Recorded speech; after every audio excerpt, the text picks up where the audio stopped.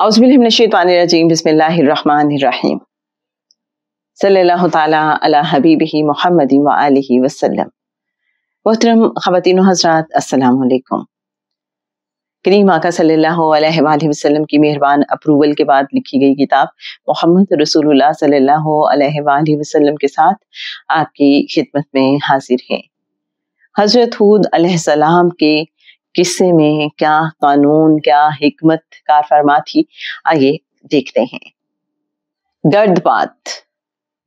गर्दबाद हवा की आंधी या तूफान को कहते हैं। इसमें गर्दिश करने वाली हवा की रफ्तार 300 मील फी घंटा होती है। एक समत में चलने की रफ्तार 50 मील फी घंटा तक होती है। ये तूफान इतने शदीद होते हैं कि मकानों की छतें उड़ जाती हैं, पक्के मकानात जमीन बोस हो जाते हैं। बड़े बड़े ट्रेलर्स को ये हवाएं मीलों दूर फेंक देती हैं। जानवर, गाय, भैंस, हाथी, ऊंट भी इसमें उड़ जाते हैं। इस तूफान में बिजली या पत्थर रॉकेट की रफ्तार में हरकत करते हैं। इसकी ज़द में आने वाली हर शय दरहम बरहम हो जाती है और जानदार मलबे में दबकर हलाक हो जाते हैं। इन तूफानों के साथ अक्सर बारिश भी होती है, जिससे मिट्टी कीचड़ में तब्दील हो जाती है। बास तूफान कड़क और बिजली की चमक के साथ आते हैं। बिजली की चमक इतनी शदीद होती है कि बिजली गिरने से बहुत बड़े बड़े महल और दरख्त जमीन बोस हो जाते हैं। अंदाजा लगाया गया है कि एक तूफान में 50 से 100 मर्तबा बिजली चमकती है। ज्यादातर फ्लैश बादलों के अंदर ही बनते हैं और टूट जाते हैं। इनका दौरानिया चंद सेकंड होता है। बड़े फ्लैश का दौरानिया 8 सेकंड होता है। इसकी मोटाई तकरीबन 1 उंगली के बराबर हो सकती है, लेकिन लंबाई कई मील होती है।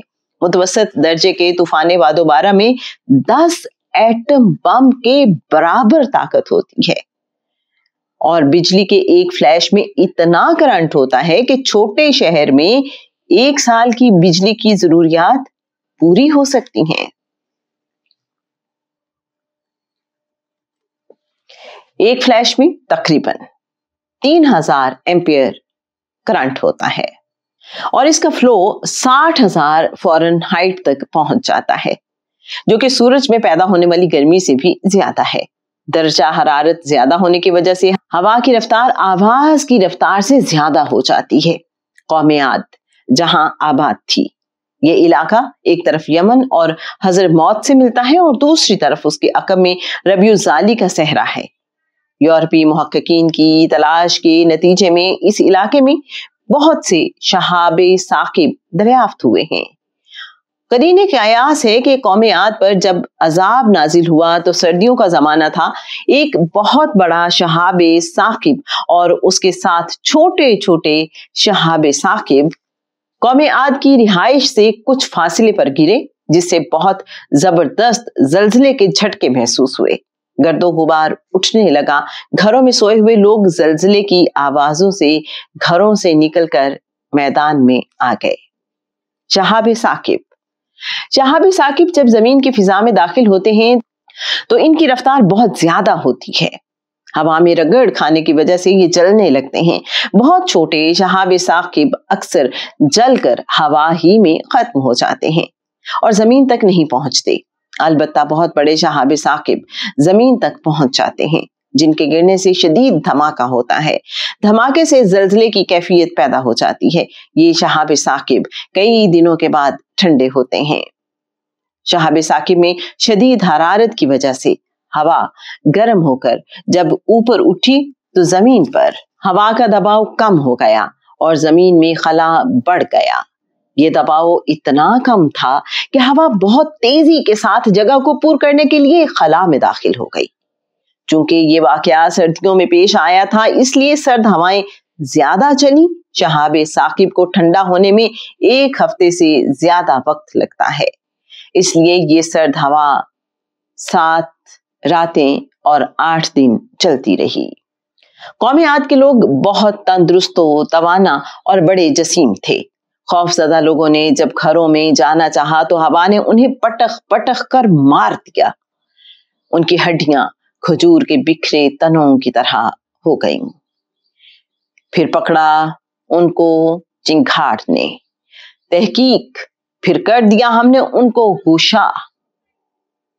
लफ्ज होशा के मायने हैं वो कूड़ा क्रिकेट जो सैलाब के साथ बहकर आता है और किनारों पर पड़ा सड़ता रहता है। सो दूर हो जाएं गुनाहगार लोग। रेफरेंस सूरह अल-मोमिनून आयत नंबर 41।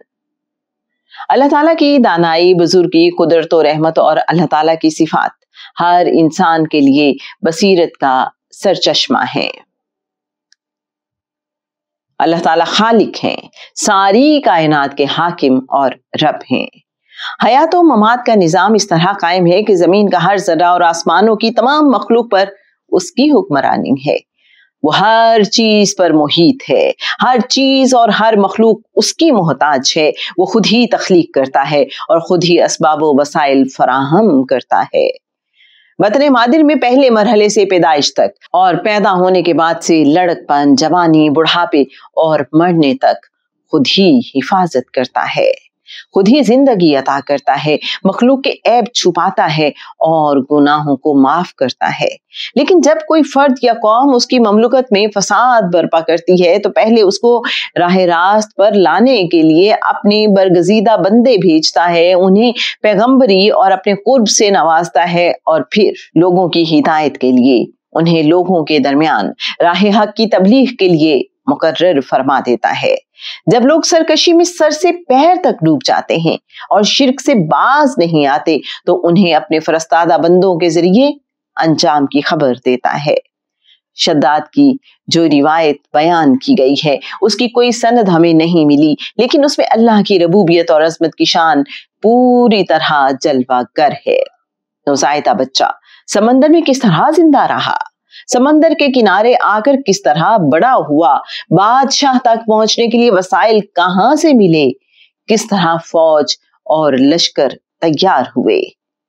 ऐसे बच्चे ने जिसकी अल्लाह ने हिफाजत की, समंदर लहरों और वेल मछली से बचाया, उसको ताकत दी और उसने खुदाई का दावा कर दिया और अल्लाह की बादशाही में रहते हुए अल्लाह से बगावत करके अजाब का मुस्तहिक ठहरा।